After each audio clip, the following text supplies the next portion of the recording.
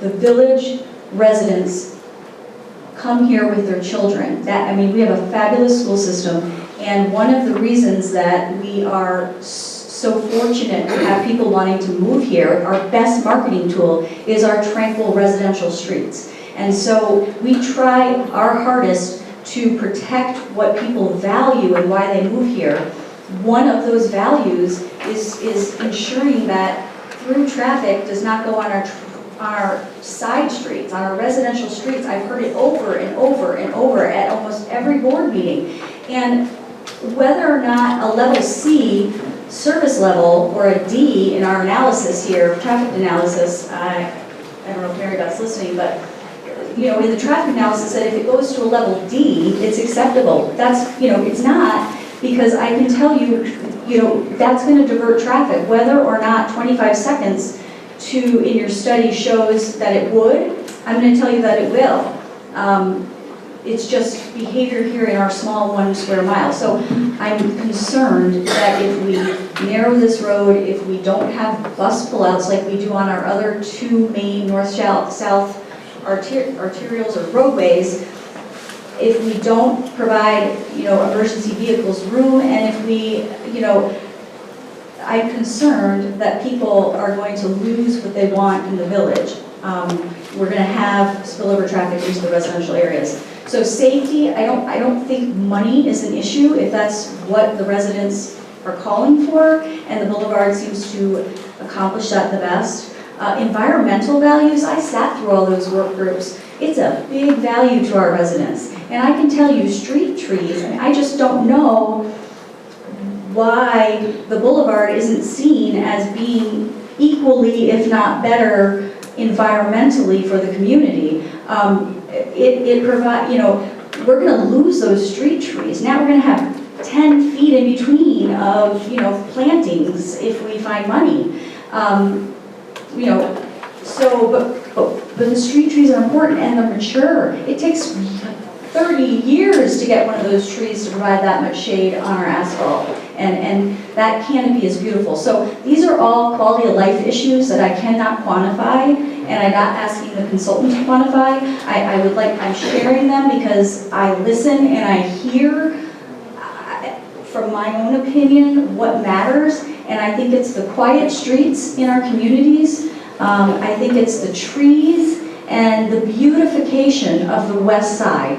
And this is our opportunity. So if it takes a little longer and it costs a little bit more,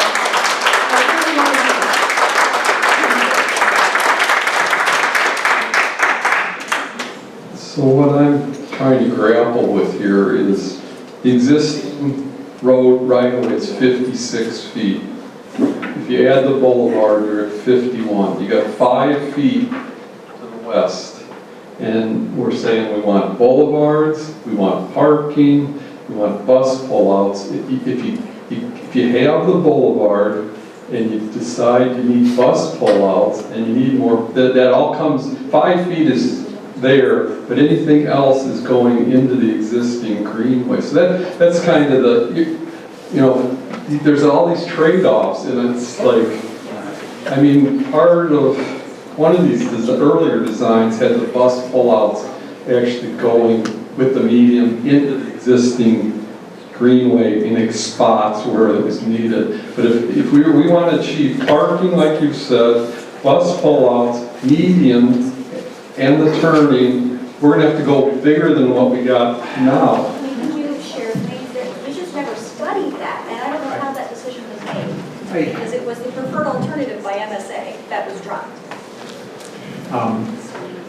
A couple of points in response to your comments and in support of the motion as presented. We all support the original motion, the initial motion. We all, I think, and I feel safe talking for all of us, we all support safety. Of course.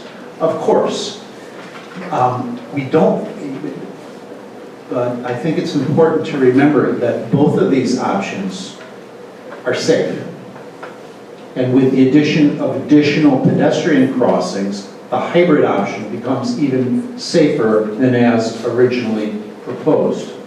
I was talking to someone at the end of the public information meeting about safety of full boulevards. They said, that scares me because then my kids will dart across the middle of the boulevards and not go to the corners where there's pedestrian crossings. And I hadn't thought of that. I hadn't thought of that. My gosh, money is no object. The best, the most safe thing would be to put the cars underground in a tunnel and make the whole thing a parkway. Of course, that's an absurd example. But I purposely made it absurd because I think the point is not should we be safe or not safe, but can we be safer than we are right now, add safety at a responsible level that does what we needed to do and do all these other things. And I think we can do all that without going to the additional expense of a boulevard, the additional pervious pavement of a boulevard, and the additional ongoing maintenance of a boulevard.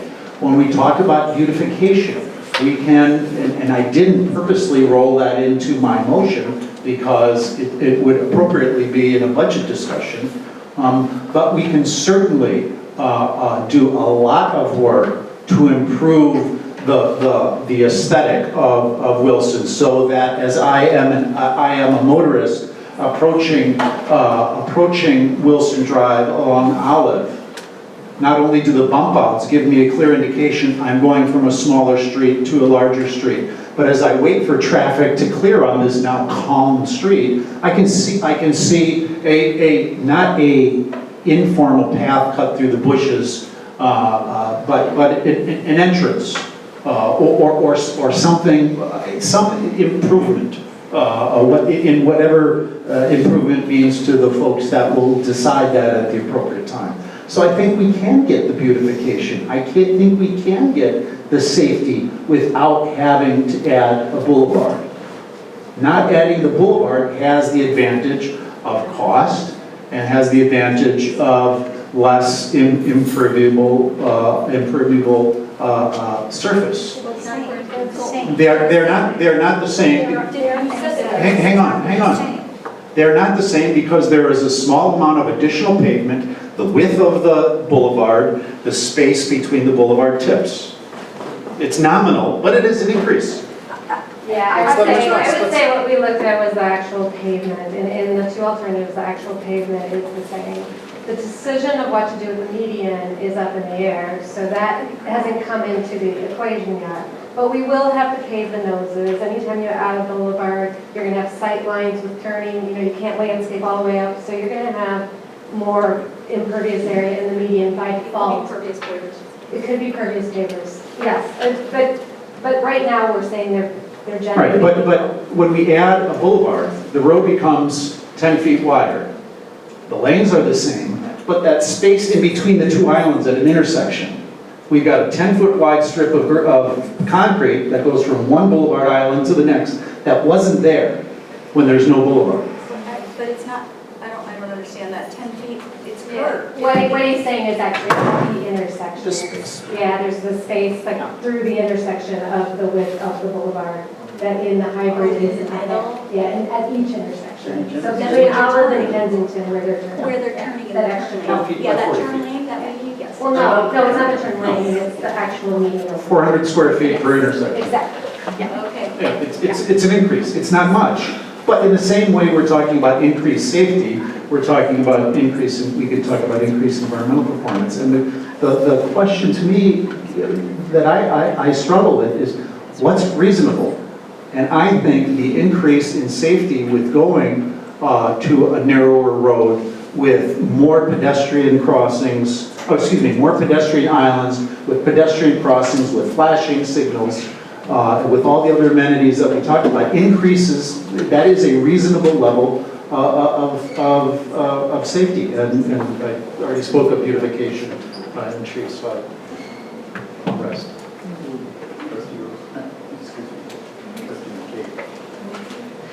I do support the motion as it stands. The wind. We have a motion to amend too, so be careful.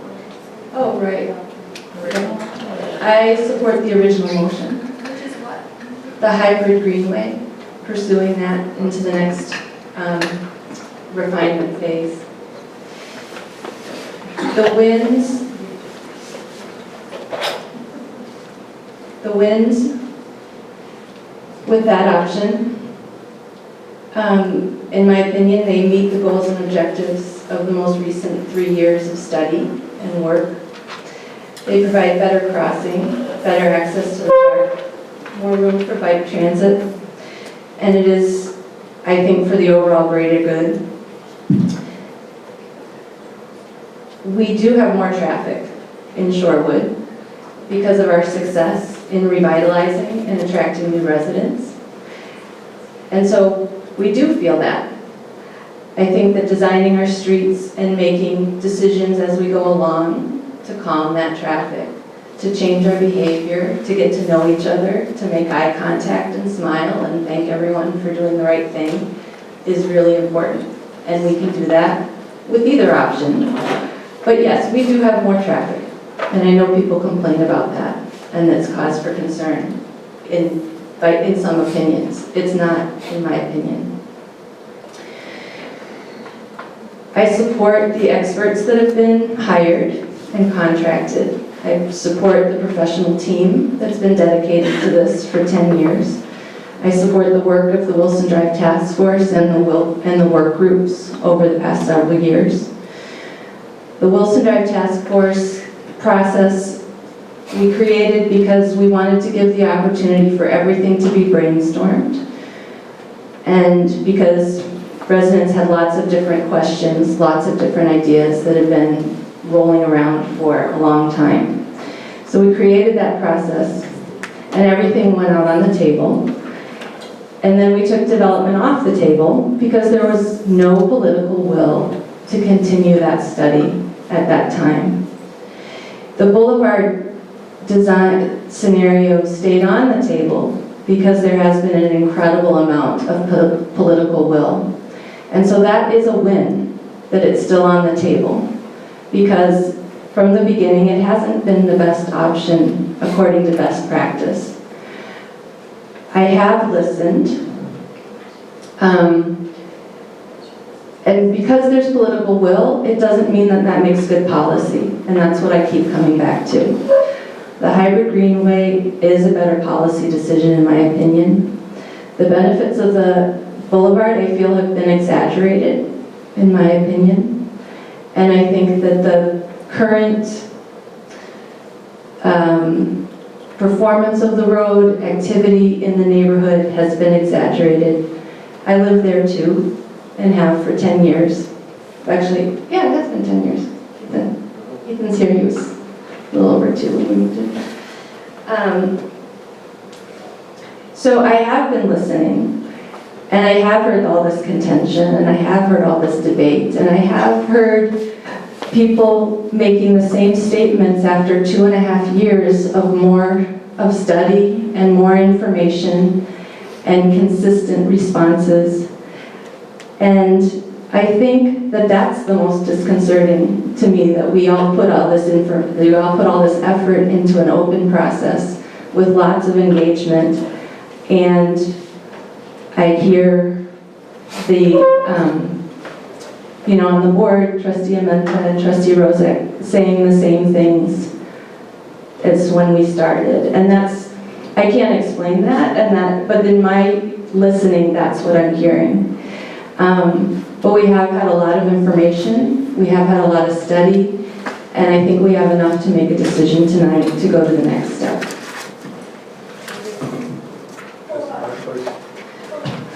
Thank you, Trustee McKay, for covering just about everything I wanted to say. So it's getting late, but I would like to also express my support for the original amendment by Trustee Zovek.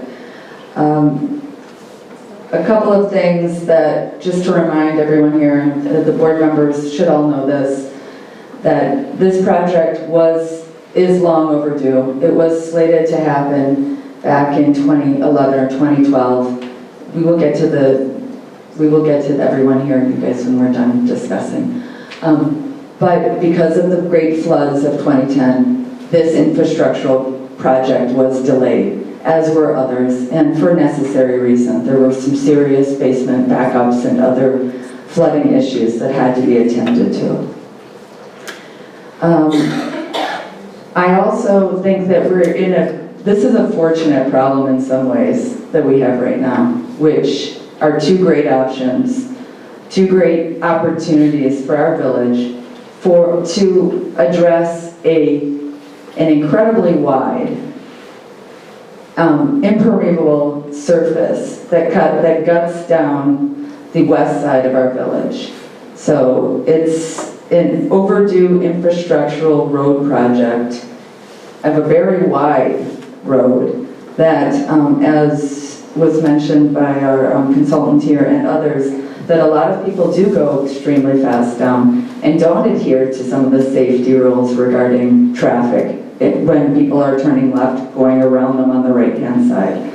As an avid user of the park and the bike lane as well, and of Wilson Drive as a roadway, I don't appreciate that, I would consider, I guess in my opinion, unsafe driving. And I think this was mentioned at the last public